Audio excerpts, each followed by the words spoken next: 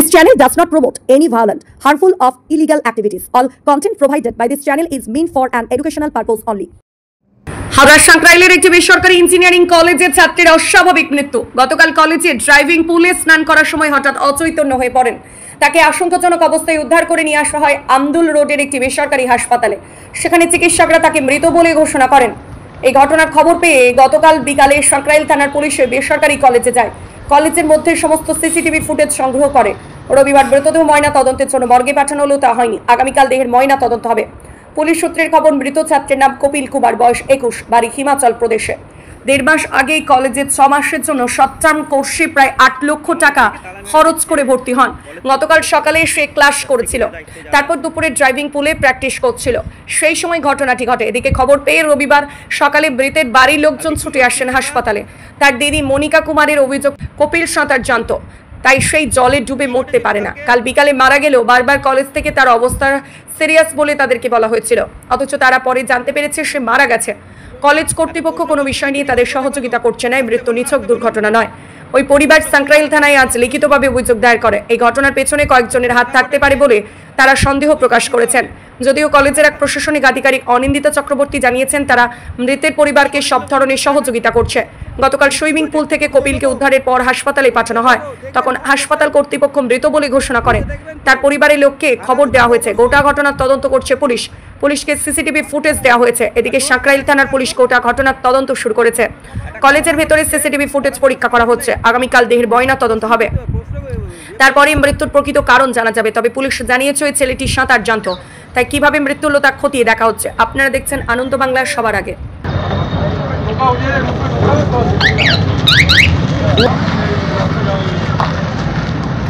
কপিল কুমার বলে একটি ছাত্র, মেরিন ইঞ্জিনিয়ারিং এর, তার জলে সুইমিং পুলে তার মৃত্যু হয়েছে। তাই কিভাবে কি শুনলেন আপনারা, কি করেন? দেখুন, যেটুকু আমরা কালকে দুপুরবেলা 1টা নাগাদ আমরা আইডেন্টিফাই করি, স্টুডেন্টরাই আইডেন্টিফাই করে, সুইমিং পুল বন্ধ থাকা সত্ত্বেও অ্যাজ পার স্টুডেন্ট ওপিনিয়ন ছেলেটি তলা দিয়ে কোনো কারণে সুইমিং পুলে ঢুকেছিল। এইবার তারপরে ছেলেটি যখন জলে পড়া অবস্থায় আমরা পাই, সঙ্গে সঙ্গে আমরা লোকাল নার্সিংহোমে নিয়ে যাই। লোকাল নার্সিংহোম তখন বলেন কেসটা ক্রিটিক্যাল, সঙ্গে সঙ্গে আমরা নারায়ণায় নিয়ে আসি এবং নারায়ণা থেকে পুলিশকে ইনফর্ম করে।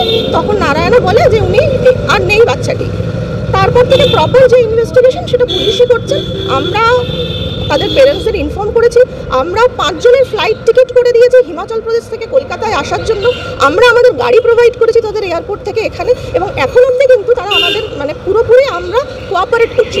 এর থেকে তো বেশি কি হয়েছে, কেন হয়েছে সহযোগিতা করছে না কলেজ কর্তৃপক্ষ, এবং অনেক তাদেরকে দেরিতে জানানো হয়েছে, সিসিটিভি ফুটেজ বা এগুলো তো আমরা পুলিশ এসেছেন, প্রত্যেকটি হস্টেলের স্টুডেন্টের সাথে কথা বলেছেন, তারাই নিয়ে গেছেন। আমরা কি যে জিনিসটা একটা তদন্ত সাপেক্ষ জিনিস, সেটা কি নতুন করে আমরা সেটা নিয়ে তো ঘাটাঘাটি করতে পারি না। ওনারা হয়তো দেখুন, ওনাদেরও ছেলে হারিয়েছে, ওনাদের কোনো রিলেটিভ হয়, এরা কেউ ডাইরেক্ট গার্জেন নয়, তাদেরও একটা মানসিক অবস্থা, আমরা এটা মেনে নিচ্ছি যে তাদেরও তো মানসিক অবস্থাটা সেরকম ভালো নয়। কিন্তু আমরা 100 কেন 200% কোঅপারেট করছি। এবং আরেকটা জিনিস দেখুন, বাইরে থেকে পড়তে এসেছে, পশ্চিমবঙ্গে পড়তে এসেছে, এইটুকু নিশ্চয়ই পশ্চিমবঙ্গের সম্মান রক্ষার্থে আমরা যতটা সম্ভব করার সেই সার্ভিসটা কিন্তু এখনও দিচ্ছি। আমরা এখানে ফ্যাকাল্টি থেকে আরম্ভ করে আমরা অ্যাডমিনিস্ট্রেশনের লোক সবাই কালকে রাত সারা রাত ছিলাম, আজকে ভোরবেলা থেকে আছি।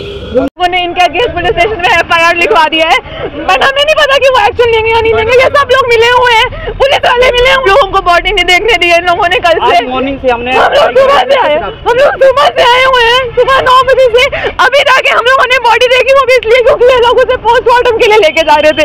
जब हमने देखा तो उसके पूरे सिर के पीछे खून पूरे कपड़े सब गंदे थे। तो ये सब लोग चुप हो गए, ये सारे जो आदमी थे सब फैकल्टी चुप। यहाँ पूरे मुंह से खून निकल रहा है, तो वो ड्राउनिंग से नहीं मर सकता है। उसको स्विमिंग इतनी आती थी कि वो स्विमिंग पूल में तो डूब के नहीं मर सकता है। अगर वो किसी मरीन कॉलेज में है, वो मर्चेंट नेवी की ट्रेनिंग लेने आया है, तो वो स्विमिंग से कैसे मर सकता है? सब झूठ बोल रहे हैं ये लोग सब। कॉलेज झूठ बोल रहा है, कॉलेज कुछ छुपा रहा है, हमें नहीं पता, हमारी वीडियो नहीं दिखाया जा रहा है, मैं उसका फुटेज नहीं देखा, हमें नहीं दिखाई। हम लोगों ने बोला कि हमें जाना है सामान लेने के लिए, सामान भी लेने नहीं दिया उन लोगों ने। क्या कंप्लेन की है थाने में? कि हमारे को झूठ बोला गया है, हम लोगों से झूठ बोला जा रहा है कल से कि वो ठीक है, वो क्रिटिकल है, उसको कुछ नहीं हुआ, बट वो डेथ कल दोपहर की हो रखी है, कल 3 बजे से डेथ हो रखी है। हम लोग को नहीं बताया गया था ये चीज, ना हम लोग को फोटो दिखाई गई थी, हमें सिर्फ इतना बोला कि इमरजेंसी में, हॉस्पिटल में इमरजेंसी में रखा हुआ है। कुछ नहीं कर रहा है कोई, पुलिस कुछ नहीं कर रही है, हम लोग तो सब कर रहे हैं। मैं उसकी बहन हूँ, मैं बहन हूँ उसकी, मैं ना, उसका नाम कपिल है, मोनिका। हम हिमाचल से आए हैं यहाँ पे, अभी उसको 1 महीना हुआ था यहाँ पर आए हुए कॉलेज में, 1 महीने में इन्होंने पता नहीं क्या किया है।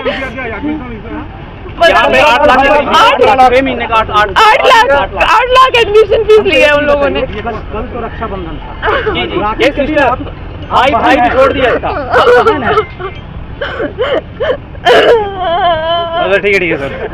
আপনারা দেখছেন আনন্দ বাংলা, সবার আগে।